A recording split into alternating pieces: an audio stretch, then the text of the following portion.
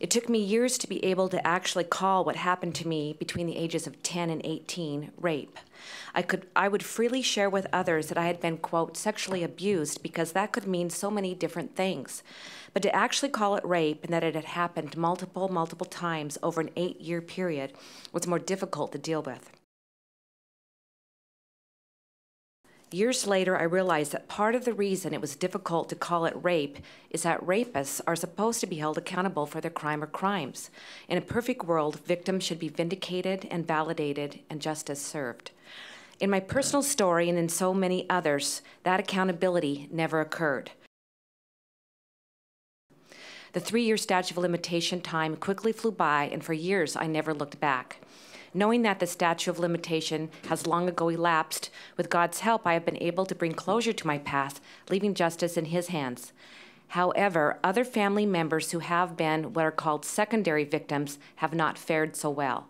The fact that my father had not been held accountable was, after so many years, now weighing heavily on some of my brothers. Time has not brought them healing, but rather the opposite. The desire for justice has grown, not subsided.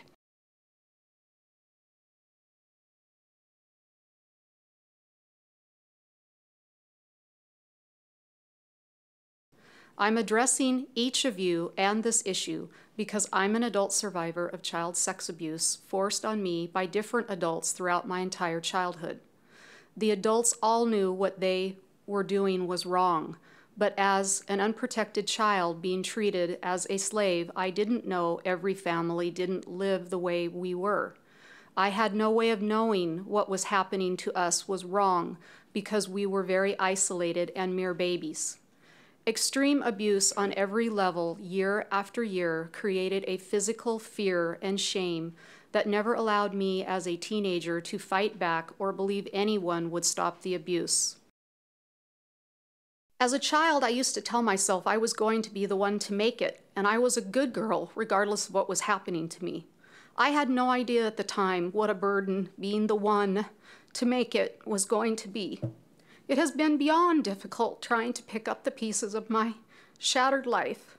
I have lost my entire childhood family on top of trying to manage the mental, physical, and emotional trauma the abuse still causes me every day. It has taken me literally thousands of very painful hours and a lot of very painful time to get beyond the mind control my father had over me.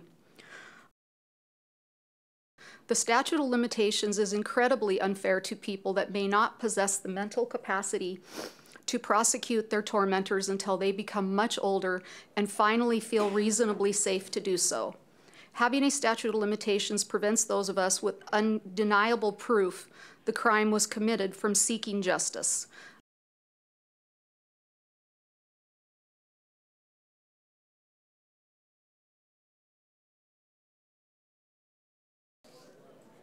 What happened from then affected my life, but didn't feel the effects of it until I was 47 years old because I had repressed memory.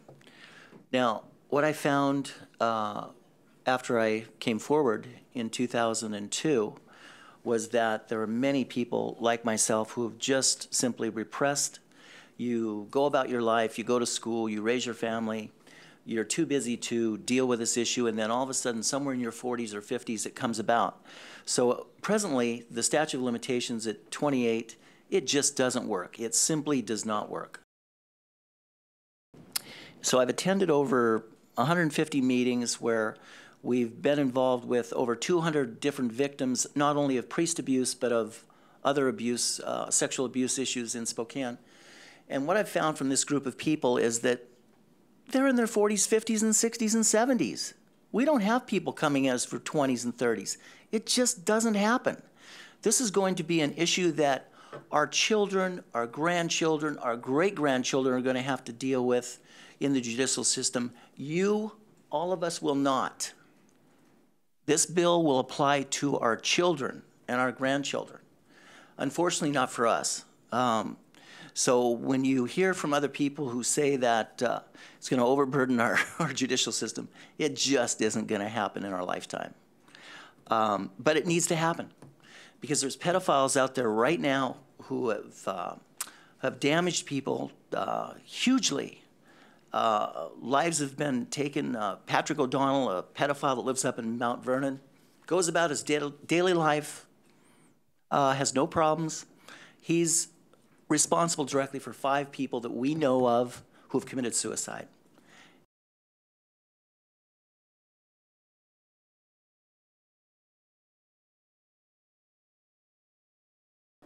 When I recently found out that there was a statute of limitations here in the state of Washington against these priest pedophiles, I felt like I had been raped again.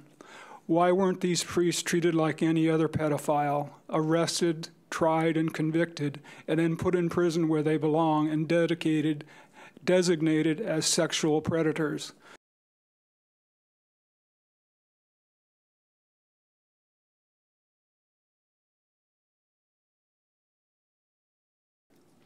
Currently, most sexual predators are able to get away with their crimes because of archaic, arbitrary, predator-friendly statutes of limitation.